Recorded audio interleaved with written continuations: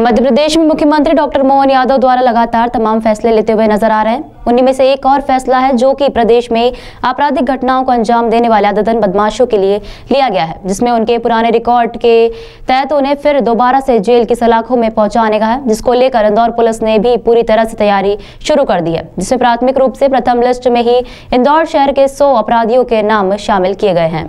दरअसल इंदौर पिछले विधानसभा चुनाव समाप्त होने के बाद से ही फिर दोबारा से इंदौर सहित पूरे प्रदेश में कई आपराधिक घटनाएं सामने आ रही थी। इन तमाम आपराधिक घटनाओं को रोकथाम के लिए प्रदेश के मुखिया डॉक्टर मोहन यादव द्वारा अपराधियों के लिए एक आदेश निकाला गया, जो कि कुख्यात और आदतन अपराधी हैं, उनकी जमानत निरस्त कर उन्हें दोबारा से जेल की सलाखों में पहुंचाने की बात सामने आई है। इस तरह पूरे आदेश को लेकर इंदौर पुलिस भी अब आदेश अनुसार पुराने आपराधिक रिकॉर्ड धारक बदमाशों की जमानत को लेकर न्यायालय में उनके आपराधिक रिकॉर्ड प्रस्तुति के साथ ही उनकी जमानत दृष्टि को लेकर कार्रवाई जारी कर दी है। जून 1 की बात करें तो यहाँ पर 21 ऐसे अपराधियों को चिन्हित किया गया है जो कि विभिन्न आपराधिक घटनाओं में शामिल है, जिसमें से मुख्य रूप से मादक पदार्थ तस्कर से जुड़े हैं। तो वहीं दूसरी ओर इंदौर की बात की जाए तो ऐसे करीबन 100 अपराधियों को चिन्हित कर लिया गया है, जिसका पूरा लेखा जोखा अपराध से जुड़ा हुआ है। न्यायालय में प्रस्तुत किया जाएगा ताकि उनकी जमानत निरस्त हो सके और वह दोबारा से जेल की सलाखों में पीछे जाए, ताकि शहर में चैन, अमन और शांति कायम रहे। सर, पिछले दिनों मुख्यमंत्री ने एक आदेश जारी किया था, जो कुख्यात अपराधी है जो जमानत लेते हैं उनकी पुलिस के द्वारा वापस से जमानत कैंसिल करवाई जाएगी। किस तरह सूची बनाई जाएगी है और किस तरह से उनकी जमानत निरस्त करवाई जाएगी? मुझे लगता है कि माननीय मुख्यमंत्री जी के द्वारा एक पहली कैबिनेट बैठक में ही एक बहुत महत्वपूर्ण निर्णय लिया गया और सभी को दिशा निर्देश भी दिए गए हैं हम सभी को कि ऐसे कुख्यात या गंभीर अपराधों में शामिल अपराधी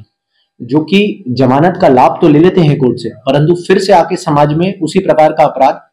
कारित करते हैं, उनके संबंध में जो विधि अनुसार कार्रवाई होती है धारा 437, 438 के अंतर्गत जमानत की शर्तों का उल्लंघन करने के उपरांत उसका उनको वापस जेल भेजने की उसके लिए दिशा निर्देश दिए थे। इसमें इंदौर पुलिस ने भी पिछले 2 सालों में जितने भी अपराधी थे जिनको बेल का लाभ मिला था परंतु उनके द्वारा पुनः ऐसे अपराध कारित किए गए हैं, उसकी सूची तैयार की गई है। इसमें जोन 1 में करीबन 21 ऐसे अपराधी हैं जिनको फर्स्ट फेज में जिनके संबंध में हम न्यायालय में आवेदन पेश कर रहे हैं कि इनको जो जमानत न्यायालय के द्वारा दी गई थी उसको निरस्त किया जाए।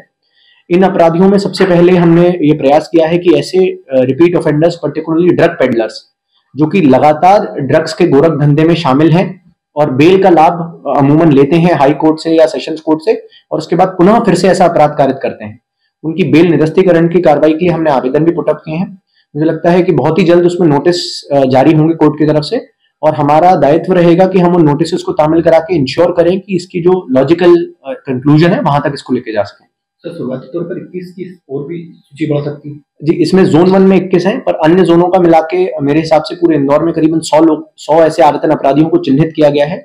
जिन्होंने इस प्रकार के गंभीर अपराध, चाहे वो शरीर संबंधी गंभीर अपराध हो या ड्रग पेडलिंग से संबंधित गंभीर अपराध हो, उनके बेल निरस्तीकरण के लिए विभिन्न न्यायालयों में जिन्होंने भी उनको बेल दी है उनके संबंध में हम पूरी जानकारी जो है, उनका जो पूरा